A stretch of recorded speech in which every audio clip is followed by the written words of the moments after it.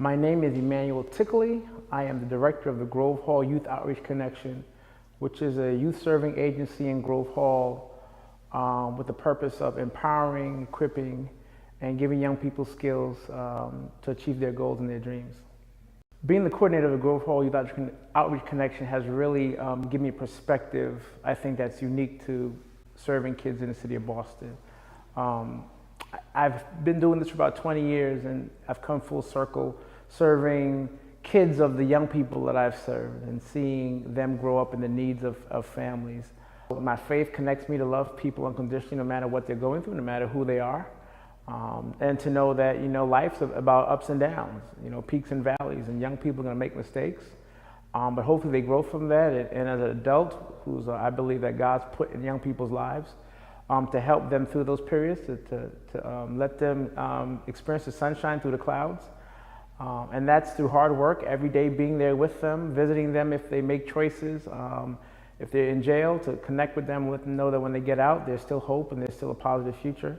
I think one of my biggest challenges has been helping families in the community know that they're worth the best. I think sometimes when you've gone through so much, you lose that self-worth. I think sometimes for young people, that's very difficult.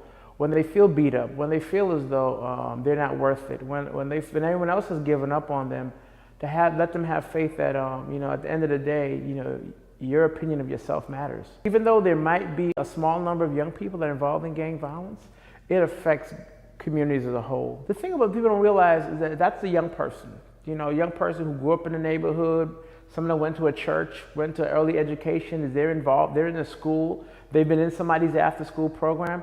So a lot of times they're connected into the fiber of communities. So when they're shot or when they're shooting at somebody or when they're involved in negative behavior, it affects many people. It affects schools, it affects teachers, it affects the folks that live next to them, it affects the young people who live down the street from them. But at the same time, many of those kids are looked up to.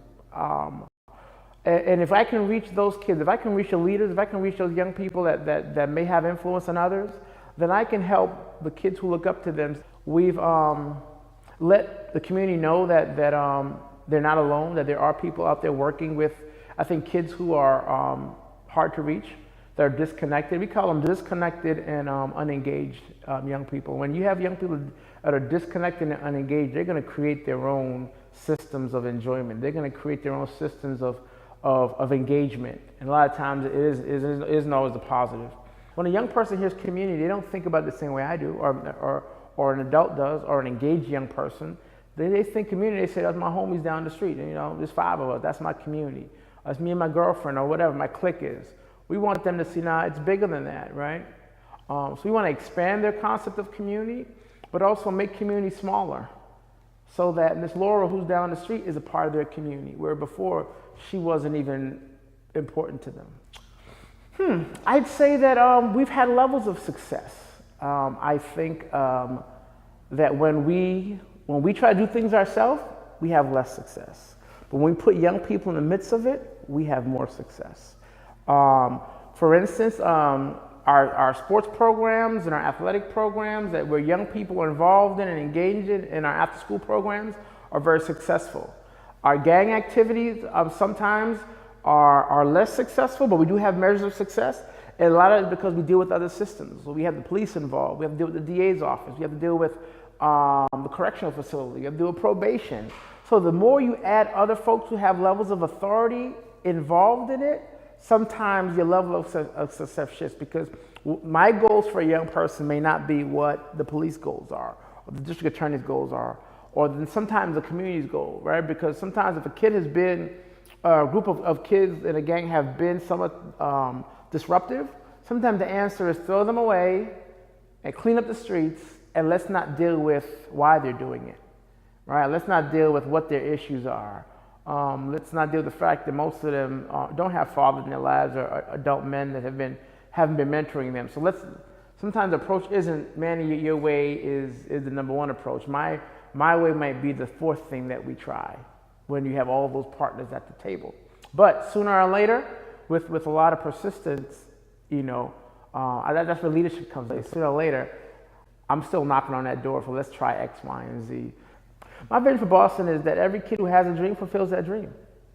Every adult who wants to be happy is happy. If somebody can walk outside and go to a vegetable garden and pick fresh fruit because we're utilizing our open spaces wisely, right? That kids can be involved in programming from the time they wake up until now it's time to go to bed, and they're in a safe place with caring adults, where technology is used, where music is on every street corner, right? Where kids are able to rap and sing and express themselves, right? Where church doors are open to young people, where community centers are open and vibrant, and there's not just 5 kids in there, but they're being creative about what they're offering young people, where young people are engaged, I think, in the process of life.